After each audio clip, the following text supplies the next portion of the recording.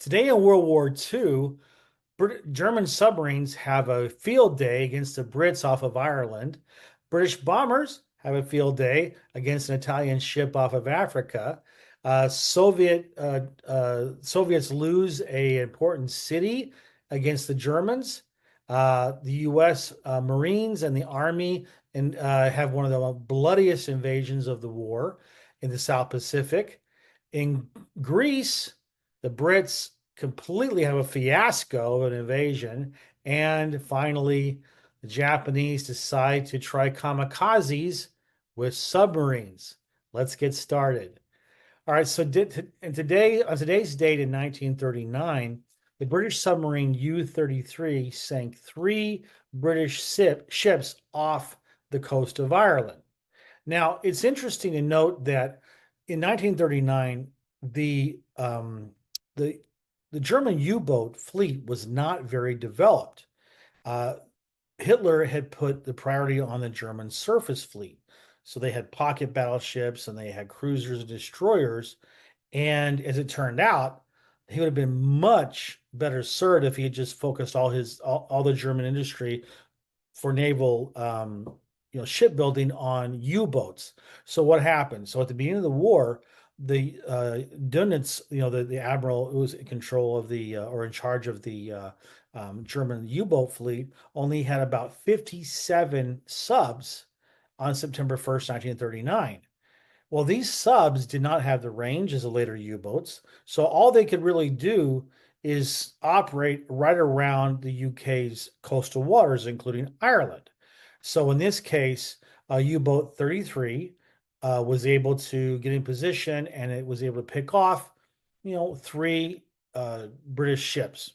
They weren't very large tonnage, but it served to let the Brits know that anytime any ship got into their coastal waters, it was in danger of being sunk. What I don't want to be in danger from is you not clicking the subscribe button.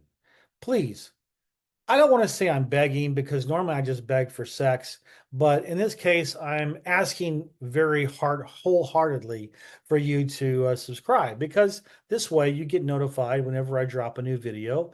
And the way to do that, get immediate notification, is to click the little bell. Okay, so please do that. Now, on November 20th, 1940, British bombers sank an Italian ship off of a Saab in the Red Sea.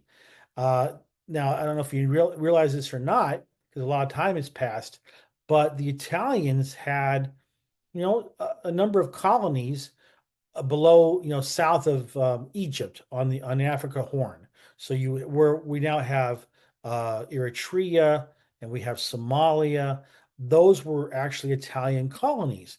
The Brits, they sandwiched those colonies because they had Egypt in the north and they had Kenya on the south. But when war broke out between Italy and the Brits in 1940, well, of course, the war was going to bleed into the colonies. And in this case, the British started a determined and long-term campaign to defeat the Italians in their colonies. And it's also very strategic from a point of view because the Red Sea and the Suez Canal were crucial for British trade, coming from their colonies from India and Singapore and so on and so forth. So they did not want to have a knife at their throat, with their crucial supply lines. So they decided to, remove the Italians militarily, and this was one of the first campaigns against them in what would now be known as Eritrea or in Somali. So they attacked the port of Assab and they sank the Italian ship there. And eventually, by 1941, they were able to completely defeat the Italians and they took over. So their supply lines through the Suez Canal were safe. And I would love for you to make a comment on these videos, like them, please, because look, I'm not. It's not that I don't want you to comment. I do, but I'm selfish because I want you to do that because it helps the algorithm, helps me. So let's do a win-win situation, right? You enjoy my comment, I mean my content. I want the engagement and to grow my channel. So let's do each other a solid, okay? Thanks a lot. Now, on November 20th, 1941, the Germans captured Rostov-on-Don, which is a major city down in the south of Russia. They captured it and they took 10,000 Soviet troops. That's the good news. So on the Eastern Front for the Germans was always good news, bad news. In this case, the bad news was that the Soviets were able to recapture it a week later. And this just goes to show the flaw in Hitler's strategy in 1941 when he invaded in June 22nd. First of all, he invaded too late. To take a huge country like the Soviet Union. Of course, he was going to run into problems with the winter, which he did, of course, we know that. But second of all, he tried to invade on this massively wide front. Think about it this way, from Leningrad, the Baltics and Leningrad, all the way down to almost the Black Sea. They did not have enough troops for that. Now, I know what happened. Hitler was thinking that the Soviet system was rotten to the core, that the people hated the communists. They would welcome the Germans as invaders. Boy, I wonder where we heard that from. Iraq. But it didn't happen. The Soviets fought and fought hard from the very beginning. So once they had that, they showed that they were going to offer very stiff resistance. He was never going to win, and he didn't. But this is the strategy. I mean, the flaw, the strategy. Well, okay, so he pushed pretty far. He almost won, but it was doomed to fail from the very beginning. And so in this case, he captured Rostov-on-Don, and great, but then they give it up a week later. So on November 20th, 1943, the U.S. Marines invaded Tarawa Atoll in the Gilbert Islands, and the U.S. Army invaded the Macon Atoll in the same system.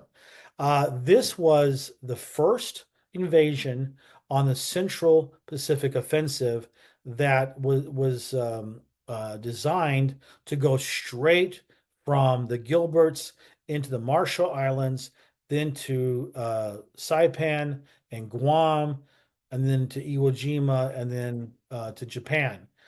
MacArthur was based in Australia, and he took the southern route. So his offensive was going to go from the Solomon Islands.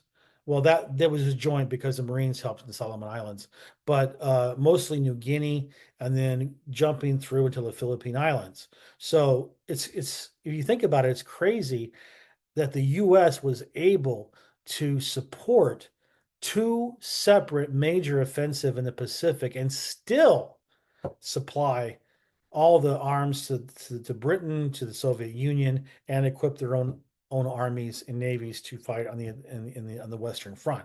So it's crazy. Getting back to this battle here, the Marines, oh my gosh, they suffered. I mean, there was 5,000 very highly motivated, highly trained Japanese troops. They were dug in. They fought to the last man. And of course, they were pretty much all annihilated. Only a few Korean laborers survived.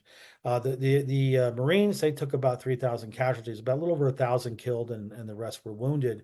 The Army got off lucky because they invaded the Macon Atoll, and there wasn't much resistance there at all. So, Marines took it on the chin, and they had to really fight for their lives and overcome fierce resistance in the Army. It was a walkover. Okay, on November 20th, 1943, on Samos Island in Greece, 5,000 British prisoners were taken by the Germans. Now, it's crazy when you think about this because in 1943, the Germans had been kicked out of North Africa. They lost about 250, 300,000 troops there. The Allies had invaded Sicily. They had started the invasion of Italy. So you think to yourself, why in the world would the Brits invade some Greek islands, near Rhodes, near Turkey? Well, this was all Churchill. Churchill always had dreams of going to the Baltics. He thought that the Germans were on the run, and he could send his troops in and start snatching out these Greek islands on his own without the U.S. help. Well, it was a fiasco. The Germans responded forcefully. They pulled troops and Luftwaffe units from Russia and from France, and they took them back, and they suffered a lot of casualties, a lot of prisoners. Like I said, what can I say? It was a fiasco. So, well, I mean, Churchill had the same type of fiasco in World War One, by the way, when he organized the invasion of Gallipoli with British and Australian troops. That's a different story, but it was the same type of Balkans fiasco. Okay.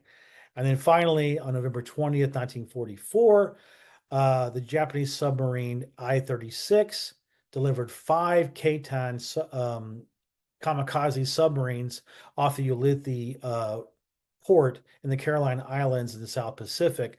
The U.S. had built a huge base there to support the invasion of the Philippines, and then it was going to be, of course, with Iwo Jima and Okinawa later. So at this point of the war, the Japanese were desperate. Their navy was pretty much gone. Their air force was just consisted of trainee pilots. All they could do was just be kamikazes and try to fly into U.S. ships. And the Navy decided they were going to try to do something similar. So they came up with these suicide submarines. And this was the first time that they were ever employed in the war. It was 2 Japanese submarines. They delivered 5 of these were underwater kamikazes. 4 of the 5 were sunk.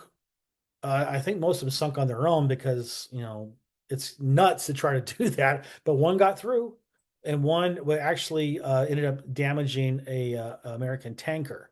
So for the first time in the war, we had a kamikaze submarine.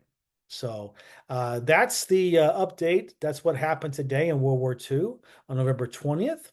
I'm so glad you came here. Again, don't forget to subscribe and like and comment, and I'll see you tomorrow with a new update.